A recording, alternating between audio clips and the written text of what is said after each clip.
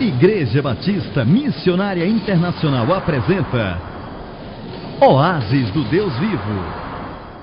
A graça e a paz a todos vocês que estão ligados conosco nesta hora, mais uma vez, neste programa Oásis do Deus Vivo.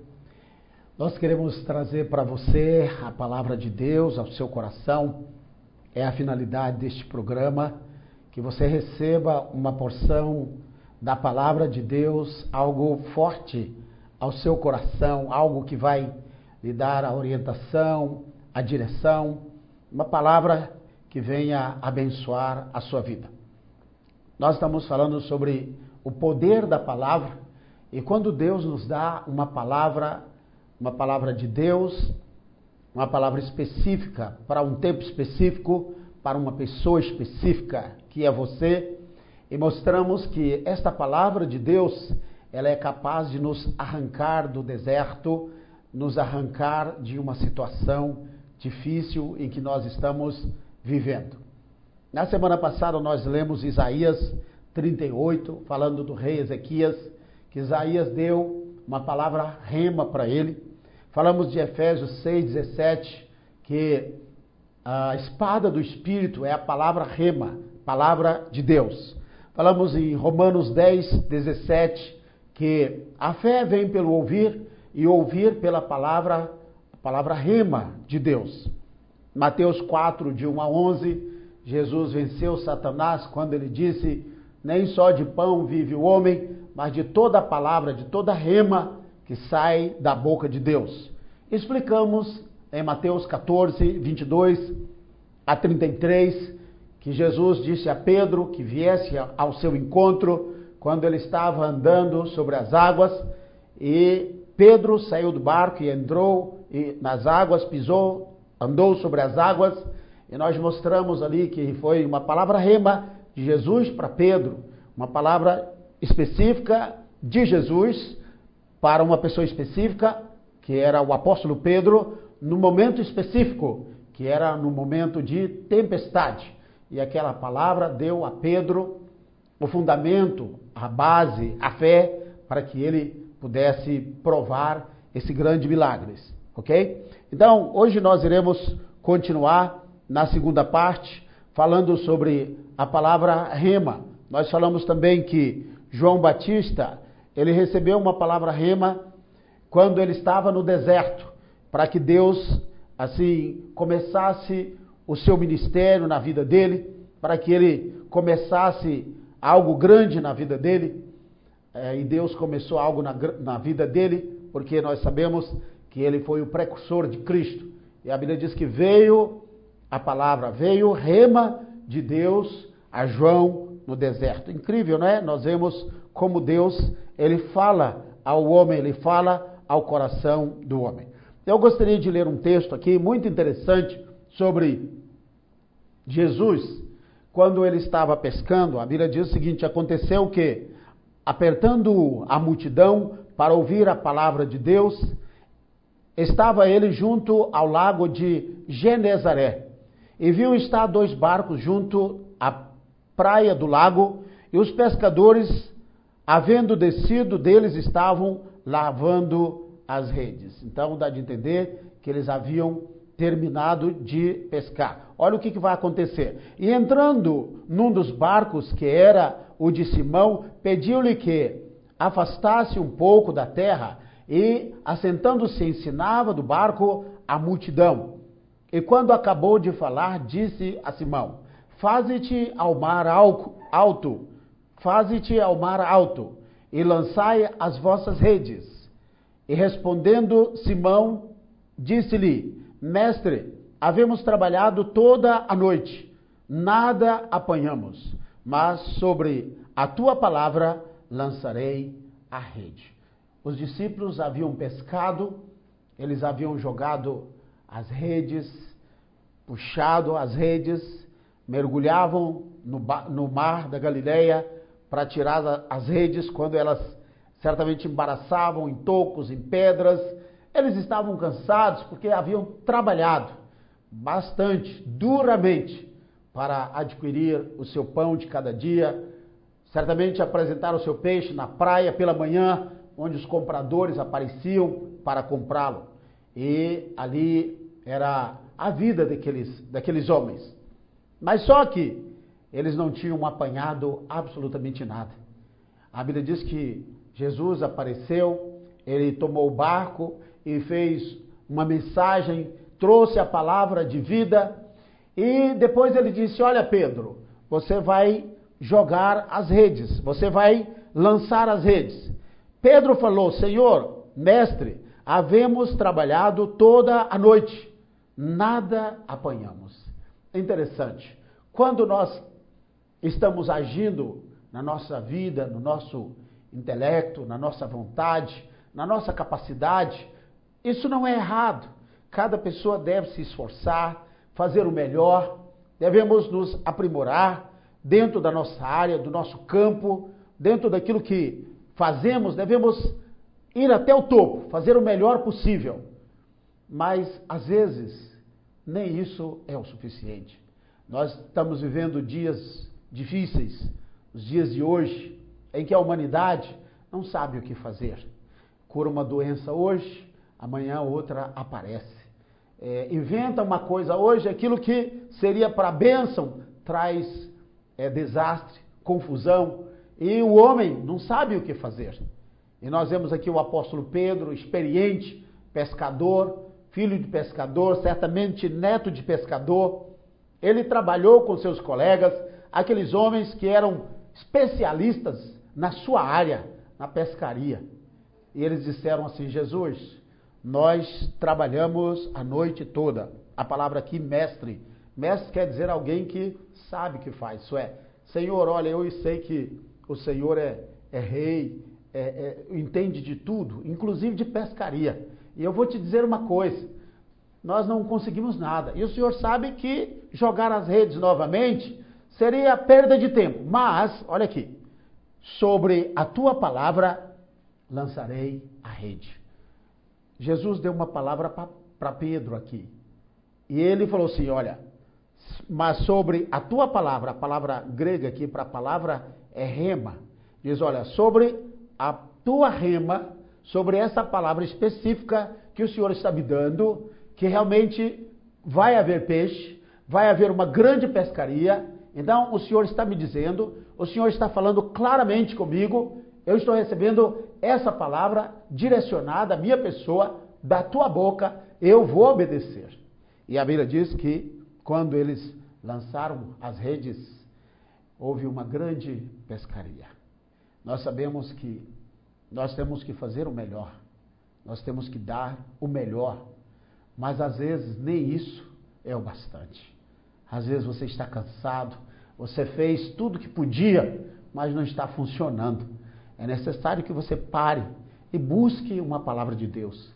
É necessário que você pare e peça uma palavra do Senhor, uma palavra específica de Deus.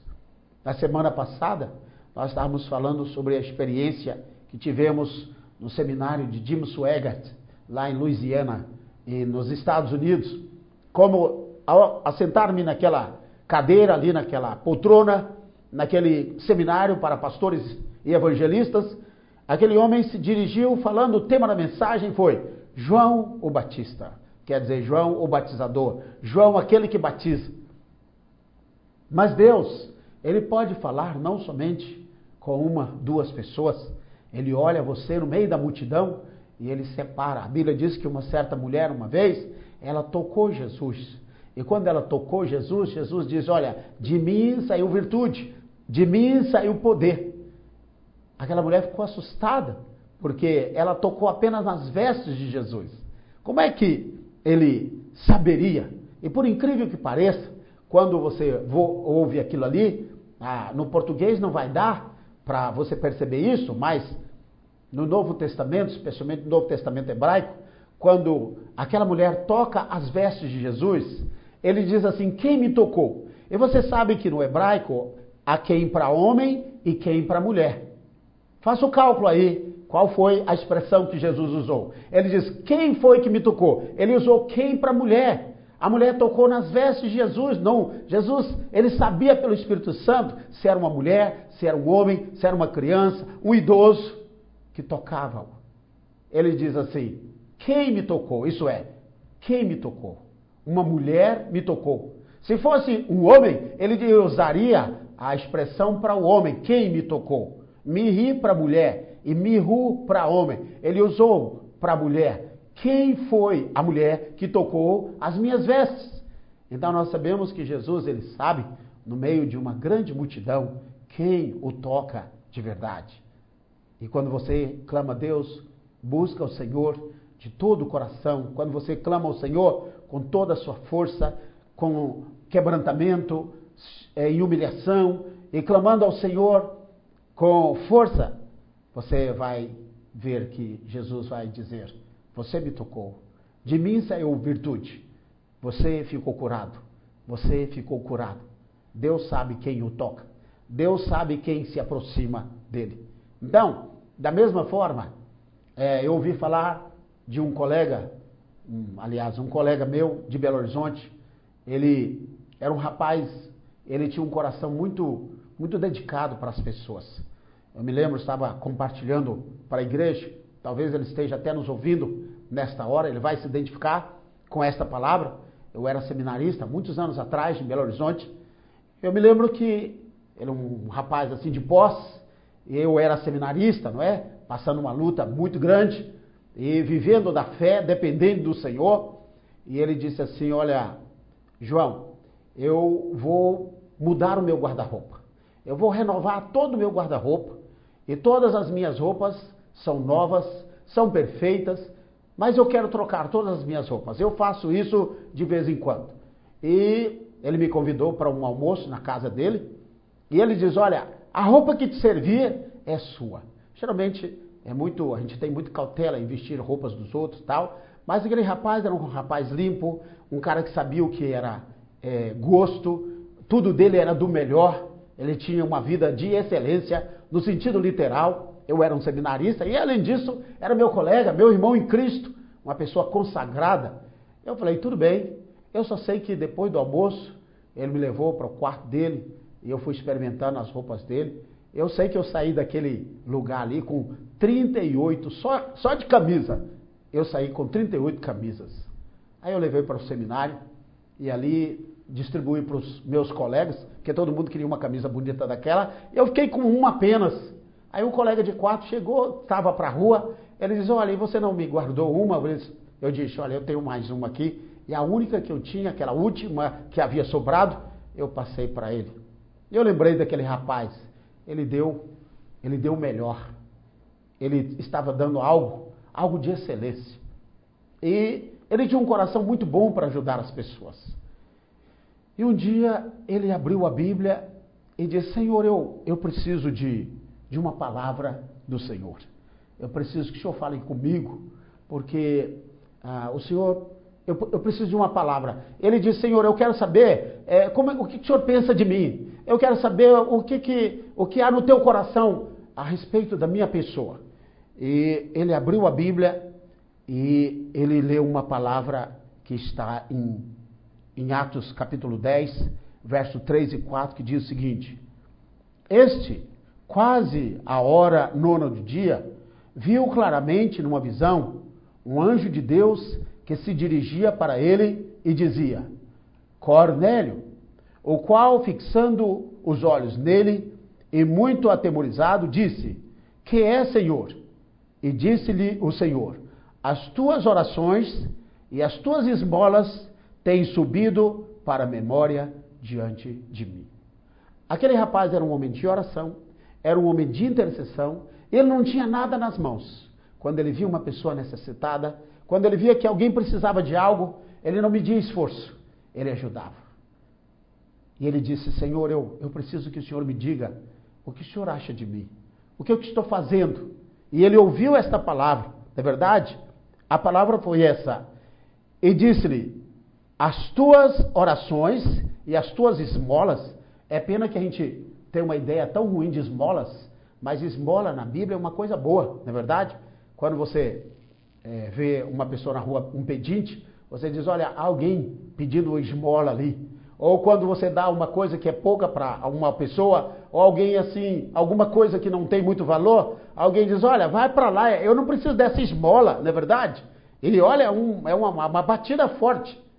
Mas a palavra esmola na Bíblia é uma palavra boa, é uma palavra abençoada. Para você ver aqui que as tuas orações e as tuas esmolas têm subido para a memória diante de Deus. Ele abriu a Bíblia e o Senhor falou com ele. E só para você ter uma ideia de como Deus fala, o nome desse meu colega era Cornélio. Ele abriu a Bíblia no lugar específico, na hora certa, e apareceu o nome dele. Alguém vai dizer, pastor, o nome dele é Cornélio, ele abriu em Atos capítulo 10, 3 e 4, porque o nome dele está lá, o nome dele é Cornélio, mas não. Pode ser que o seu nome não esteja na Bíblia, mas às vezes Deus fala com você de uma forma tão profunda, de uma forma tão forte, que você não tem dúvida. Independente do seu nome, se está escrito ou não, meu nome mesmo está na Bíblia, que bênção, não é? João, Deus tem sido gracioso, né? Isso é uma maravilha, um nome abençoado, mas pode ser que o seu nome não esteja na Bíblia, um nome tão diferente, mas Deus, Ele fala com você dentro de um texto, com uma precisão tão grande, que você vai ficar impressionado. Você vai ouvir Deus falando com você. É a expressão rema. Em Gênesis, capítulo 15, versículo 1, eu estou mostrando que a palavra rema, ela aparece no Antigo Testamento. Eu estou examinando alguns textos onde o Antigo Testamento foi traduzido do hebraico para o grego. E você vai ali, né, tem uma Bíblia que ela é grego, ela é hebraico, ela é português e inglês. É o Antigo Testamento com essas 4 versões. Então você vai ali e confere. A palavra rema não é difícil de achar. E você pode fazê-la, ok? Você pode encontrá-la com facilidade. Aqui no capítulo 15 de Gênesis, o versículo 1 diz o seguinte: depois dessas coisas, veio a palavra do Senhor a Abrão em visão. Lembre-se que Abrão não é Abraão ainda, é Abrão. E para que ele venha a ser um Abraão, ele precisa receber uma palavra de Deus. Ele diz, não temas, Abrão, eu sou o teu escudo, o teu galardão será grandíssimo. Ou o teu grandíssimo galardão. Deus falou para Abrão o seguinte, veio a palavra do Senhor a Abrão em visão. Veio rema do Senhor. Palavra aqui é rema. Veio rema do Senhor a Abrão. E você vai ver que daqui a seguir, Deus começa a fazer algo muito especial na vida deste homem. Começa um grande desenrolar, Deus traz uma revelação, porque aqui ele recebe uma palavra específica de Deus, ele está precisando de uma palavra, ele está precisando de algo, de uma palavra diretiva, de algo para ele, para dar a ele mais certeza, mais força, mais confiança. E nós sabemos que diz, e veio a palavra de Deus a Abraão, e veio rema. Incrível, não é? O Antigo Testamento está cheio de rema, palavra grega, rema. Tem a palavra logos e tem a palavra rema. E aqui Deus falou com Abraão, Abraão, eu estou falando com você. Abraão, eu estou te dando uma palavra. Essa palavra é sua. Essa palavra é específica para você. Tome posse dela. E Abraão tomou posse desta palavra. A Bíblia fala aqui em Isaías 55, verso 10 e 11, para você ver que há rema em outros textos da Bíblia. São dezenas, eu não vou dar todos para vocês, e certamente no futuro próximo, talvez 2 ou 3 estudos mais, nós fechamos, porque esse é o segundo, talvez mais uns 3 estudos ou 4, nós iremos fechar, mas só para você ver como a Bíblia se torna um livro assim tão especial, quando nós recebemos dele essa palavra. Em João 5,39, acredito, diz o seguinte, examinai as Escrituras, porque vós cuidais ter nela a vida eterna, e são elas, as Escrituras, que testificam de mim. Quando Jesus estava falando isso, não havia ainda o Novo Testamento. Jesus estava se referindo ao Antigo Testamento. E Jesus estava dizendo, olha, no Antigo Testamento vocês vão receber uma palavra viva, uma palavra poderosa. Mas vocês vão ter que fazer o seguinte, vocês vão ter que examinar. Deus fala tanto quanto fala no Antigo Testamento, tanto quanto no Novo Testamento. Ele fala no Novo Testamento, fala no Antigo Testamento, não importa. Eu sempre digo, pastor, me mostra o que é Antigo e Novo Testamento. Olha, é muito fácil. O Antigo Testamento é o pé de milho. O Novo Testamento é a espiga de milho. Um completa o outro. Um brotou dentro do outro. Quando você pega o Novo Testamento, se você tirasse todas as escrituras do Antigo Testamento, do Novo Testamento, não teria nenhum sentido. O Novo Testamento tem sentido por causa das palavras, das promessas de Deus se cumprem no Novo Testamento. Por isso que ele diz assim, examinai as escrituras sagradas. E a palavra grega ali para examinar quer dizer garimpar. E aqui eu quero dizer uma coisa, se você tem pressa, você não vai conseguir. Quem trabalha com ouro, quem trabalha com pedras preciosas, não vai achar nada, a não ser que tenha muita paciência, muita perseverança. Não é verdade? Então você tem que ir para a palavra de Deus, ir para um canto e dizer, Pai, eu não quero ouvir o homem, eu não quero ouvir ninguém, eu quero ouvir o Senhor falar comigo. Eu quero ouvir a Tua palavra ao meu coração. Há muito desespero, há muita aflição nesses últimos dias e o homem não sabe o que fazer. É só você buscar uma palavra do Senhor. Mas você tem que buscar, você tem que examinar, você tem que garimpar. Nós temos que, ir fundo na palavra. Às vezes nós somos muito superficiais na palavra. E nós vamos passando aquilo que é superficial. E não muda ninguém. A palavra de Deus é forte, ela é poderosa. Ela muda a nossa vida. Ela penetra aonde o bisturi não vai. Ela faz separação de juntas e medulas. Então nós sabemos que para que eu e você tenhamos uma palavra rema de Deus, nós temos que garimpar. A Bíblia fala o seguinte, que Jesus, ele estava depois da ressurreição, ele encontrou com 2 discípulos. E aqueles discípulos estavam conversando com Jesus e não entenderam, não perceberam que era Jesus. E o que foi que aconteceu? Que na hora do partir do pão, ali no caminho de Emaús, eles disseram, é ele. E quando descobriram que era Jesus, Jesus desapareceu. E eles disseram um para o outro, olha, não nos ardia o coração enquanto ele compartilhava conosco, ou enquanto ele orava, ele agradecia o pão. Mas nesse episódio, há uma experiência muito importante ali. Jesus, ele fez 2 coisas com esses 2 discípulos. Primeiro, ele fez com que aqueles 2 tivessem o entendimento dele em todo o Antigo Testamento. E a Bíblia diz o seguinte, começando pelas Escrituras, começando pela lei, pelos profetas, falou-lhes, mostrou-lhes a respeito dele na palavra de Deus. Jesus aparece várias vezes no Antigo Testamento. Em Gênesis, Jesus aparece, Êxodo, Levítico, Números, Deuteronômio. Você vai ver Jesus na lei, nos profetas, profetas maiores, profetas menores. Você vai ver Jesus nos Salmos.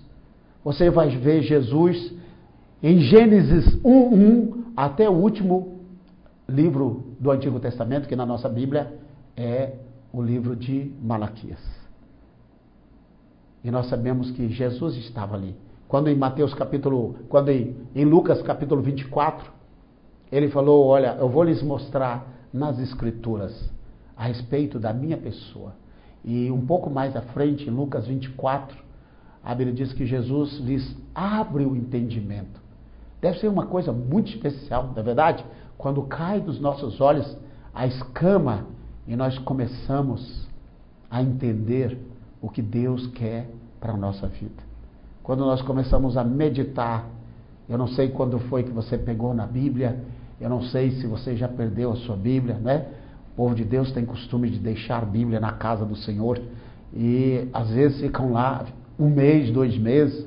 Eu digo, só pode ter uma Bíblia, uma outra Bíblia, né? Porque já está aqui 1 mês, 2 meses. Tem pessoas que vai no outro dia, ô pastor, por favor, veja aí, esqueci minha Bíblia aí na casa do Senhor. Eu falei, esse é zeloso, essa pessoa é zelosa, porque sentiu falta da palavra de Deus.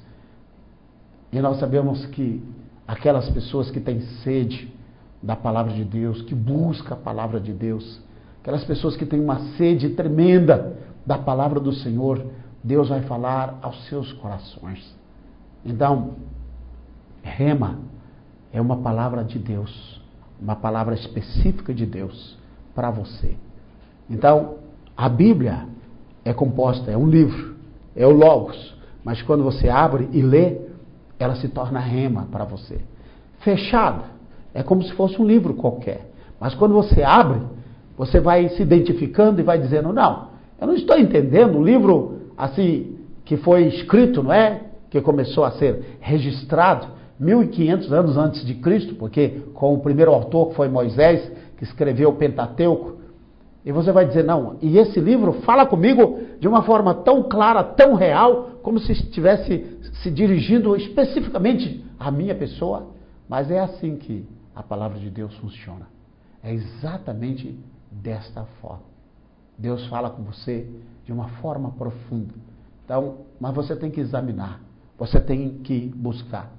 Isaías, ele fala algo aqui muito especial em Isaías capítulo 55, 10 e 11. É um texto muito conhecido que diz assim: porque assim como desce a chuva e a neve dos céus e para lá não tornam, mas regam a terra e a fazem produzir e brotar e dar semente ao semeador e pão ao que come, assim será a minha palavra que sair da minha boca. Ela não voltará para mim vazia, antes fará o que me apraz e prosperará naquilo para que a enviei. Olha o que ele está dizendo aqui no capítulo 55, especialmente o versículo 11 de Isaías. Assim será a minha palavra que sair da minha boca. Foi o que Jesus disse para o diabo: não, nem só de pão viverá o homem, mas de toda a palavra que sai da boca de Deus. Ele está dizendo, assim será a minha palavra que sair da minha boca. Assim será a minha rema. Aqui está no texto traduzido, não é? O Espírito Santo colocou no coração desses homens, no Antigo Testamento, no grego, que fosse traduzido, assim será a minha rema. A rema que sair da minha boca. Uma palavra específica. E ele está dizendo que essa palavra rema, ela vai ser comparada à chuva que desce, à neve dos céus. E está dizendo que não voltará para lá, não retornará para o Senhor, a não ser que regue a terra, e que faça a terra produzir, e que faça a terra brotar, e que faça a terra dar semente, recompensar ao semeador e dar pão ao que come. Olha para você ver o que uma palavra rema pode fazer. Pastor, o que significa rema? Nós já falamos que é uma palavra específica de Deus, uma palavra específica de Deus, num momento específico, para uma pessoa específica. Eu vou ilustrar aqui um texto que está no livro de Gênesis, no capítulo 21, versículo 15 ao versículo 21. Então, Gênesis, capítulo 15, 21 a 21. É a experiência de Agar no deserto. Você sabe que Deus prometeu um filho a Abraão. E Abraão esperou. 10 anos depois, Sara, que era uma mulher assim de uma personalidade muito forte e com uma influência muito grande sobre Abraão, ele falou, olha, Deus está demorando, aqui está Agar, a minha serva, não é problema, isso é comum entre os nobres, entre os reis, os senhores desta geração receber uma serva da sua senhora para ter filhos com ela para a sua senhora. Aquilo era comum, da mesma forma que tanta coisa horrível é comum nos nossos dias. Então, o que Abraão estaria fazendo, aos olhos das pessoas, era uma coisa muito natural. E a Sara, ela deu Agar a Abraão. Abraão, ele teve um filho com a Agar. E o nome desse filho se chamou Ismael. 10 anos depois que o Senhor havia aparecido a Abraão, e o Senhor já havia dado a ele uma palavra específica, dizendo para ele que ele seria pai de uma grande multidão. Mas, para Sara, Deus estava demorando. Bom, depois que o Ismael nasceu, Deus veio e visitou a Sara. E agora o Abraão ficou num grande dilema. E a Sara, que havia dito a Abraão que tivesse um filho com Agar, disse para Abraão agora que mandasse Agar embora. E o Abraão fez. Isso partiu o coração de Abraão, mas Deus disse, olha, esta é a minha vontade, não há outra maneira, terá que ser feito dessa forma. Você foi fazer segundo a sua vontade, agora a minha vontade tem que se prevalecer. E nós sabemos que a Agar saiu desesperada. Agar saiu aflita. O Ismael, ainda jovem, ele saiu aflito, carregando certamente a água, e certamente depois de andar bastante, a água acaba. Agar, ela está perdida, dá de entender que ela era uma mulher do deserto e que ela conhecia muito bem aquela região. Mas só que Agar, ela acaba se perdendo. E aqui nesse capítulo diz o seguinte, que Agar, ela clama ao Senhor, ela invoca a Deus no momento do desespero, da aflição, e o Senhor vem para ela e dá para ela uma grande experiência. E diz o seguinte, que fez para ela uma promessa incrível, que eu gostaria de compartilhar com você aqui nesta hora. Não é verdade? A Bíblia diz que Agar, ela andou errante, e quando terminou a água, ela colocou o menino a uma certa distância para que o menino morresse, e a Bíblia diz que o menino começou a chorar. Você sabe, criança com sede não aguenta muito. O Ismael não era tão pequenininho assim não, mas no deserto qualquer um vira criança quando a sede aperta. E ele começou a chorar. E a Bíblia diz que Deus ouviu a voz do menino. Alguns afirmam que Deus ouviu a voz do menino por causa da aliança de Deus com aquele menino. Hoje os descendentes de Ismael estão fazendo terra, mas o Ismael foi um homem de Deus e ele andou com Deus. E por amor a Abraão, Deus ouviu a voz daquele menino. E a Bíblia diz que Deus, um pouco mais à frente, aqui em Gênesis 21, ele abriu os olhos de Agar e ela viu um poço de águas cristalinas. Agora, você pode ver, né? Agar conhecia aquele lugar, ela conhecia o deserto. Mas agora ela foi apanhada no deserto, ela não sabe o que fazer, ela está desesperada, o menino está chorando. A primeira coisa que Deus vem e dá uma palavra rema para ela, dizendo, olha, eu ouvi a voz do menino, eu vou fazer dele uma grande multidão, povo grande, nações grandes sairão dele, e eu estou com ele. E Deus fez uma aliança com ele. E a segunda coisa que Deus fez foi abrir os olhos de Agar para que ela pudesse ver aquela água. Alguns dizem que aquele poço estava ali, mas Agar estava como nós, que às vezes abrimos a palavra de Deus e não enxergamos nada. E Agar precisou que Deus abrisse os olhos dela. Às vezes nós estamos bem na frente ou à frente do poço. Estamos ali frente à água cristalina. Estamos com sede, mas os nossos olhos não veem. Os nossos olhos não são capazes de enxergar. É necessário que Deus abra os nossos olhos para que nós possamos enxergar. Nós sabemos que Há muitas mulheres sofrendo hoje, mulheres desamparadas, mulheres aflitas, mulheres desesperadas, mulheres que têm que trabalhar para manter os filhos, que recebeu sobre os seus ombros toda a responsabilidade, pai, mãe, e ali estava Agar. Agar estava sentindo o peso de ser o homem e a mulher de casa, a mulher e o homem de casa. Estava sobre ela um peso muito grande. E ela chegou ao extremo, ao desespero, de colocar o seu filho a uma distância para dizer assim, eu não vou vê-lo morrer. Há muitas mães que estão desta forma, não é verdade? Desesperadas, elas não sabem o que fazer.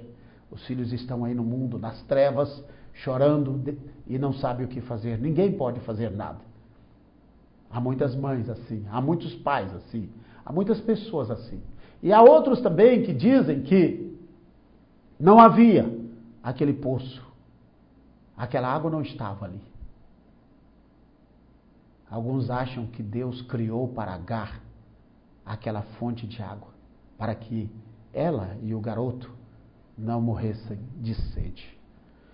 Eu acredito tanto numa coisa como na outra, e também, quer saber de uma coisa, eu creio nas duas coisas. Deus, Ele é capaz de fazer muito além de tudo aquilo que pedimos e pensamos, segundo o poder que nós opera. Deus, Ele é o especialista do impossível. A Bíblia diz que nunca se viu, nunca se ouviu um Deus além de ti, que trabalha, que opera a favor daqueles que nele esperam. Então, se você espera no Senhor, se você aguarda em Deus, se você espera nele, Ele vai te abençoar. Então você viu que Abraão recebeu uma palavra rema de Deus. Você viu que esse nosso irmão, o Cornélio, ele abre a Bíblia e Deus fala com ele: Cornélio, as tuas orações e as tuas esmolas, isso é o que você faz para o aflito, para o necessitado. Eu estou atento, eu estou vendo, eu estou feliz com você. Nós vemos que Deus, Ele prometeu que a sua palavra, a palavra dele não voltará sem que cumpra o seu propósito. Então nós vimos também que eu e você temos que examinar, nós temos que garimpar a palavra do Senhor. Nós temos que examinar a palavra de Deus da mesma forma que a pessoa que trabalha com ouro, o ourível, né? Ou o garimpeiro seria melhor. Quem garimpa está à procura de uma pepita, de uma pedra preciosa, de algo muito grande, e ele tem que ser cuidadoso, ele não pode deixar passar nada.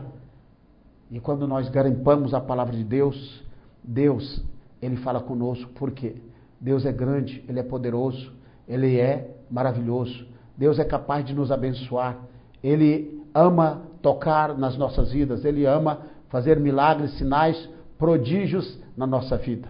E eu creio que Deus, Ele vai te abençoar grandemente, porque você está esperando nele, você está aguardando no Senhor uma palavra rema do Senhor. Eu gostaria de ler para você uma expressão aqui, que eu deveria ter lido no programa passado. São 2 versículos. Um é o da semana passada, uma palavra rema que eu gostaria de passar para você, que está no Salmo 55, verso 22. E essa palavra rema é para você, tá? Diz o seguinte: lança o teu cuidado. Uma versão diz: lança o teu fardo sobre o Senhor e Ele te susterá. Não permitirá jamais que o justo seja abalado. Se você aguarda nele, se você é justificado pelo sangue do Cordeiro, pode ter certeza que Deus vai te abençoar. Então a palavra rema para você é essa: lança o teu cuidado, o teu fardo sobre o Senhor e Ele te susterá. Não permitirá jamais, olha o que ele está dizendo, jamais permitirá que o justo seja abalado. Você não será abalado, porque Deus está te dando essa palavra, é uma palavra ao seu coração. Tome posse dessa palavra em nome de Jesus. Então, esse aí foi Isaías 55, versículo 2, e o outro é o Salmo 34, versículo 17 e 19, para você também. Essa é a palavra rema de hoje. Os justos clamam, e o Senhor os ouve, e os livra de todas as suas angústias. Você está clamando a Deus, está buscando o Senhor, está angustiado, Deus está te ouvindo. Ele está ouvindo todas as tuas angústias, tudo aquilo que te angustia, todas as tuas angústias, o Senhor está te ouvindo. E ele diz mais, perto está o Senhor dos que têm o coração quebrantado. E diz mais, e salva os contritos de espírito. Esse é o Salmo 34, 17, e agora a última parte, que é o versículo 19. Ele diz assim, muitas são as aflições dos justos. A Bíblia permite que o justo, Deus permite que o justo seja afligido também. Então, essa é a primeira parte. Mas diz o seguinte, mas o Senhor os livra de todas. Isso é, o Senhor livra o justo de todas as aflições. Então, essa é a palavra de Deus para a sua vida. Pode ter certeza que Deus está falando ao seu coração e Deus vai te abençoar grandemente. O Senhor vai falar com você grandemente. E eu gostaria assim de, nesses momentos, minutos finais, interceder pela sua vida. Nós às vezes oramos, e quando oramos, nós sentimos também de orar e mandar uma palavra para aqueles de fala inglesa que nos ouvem.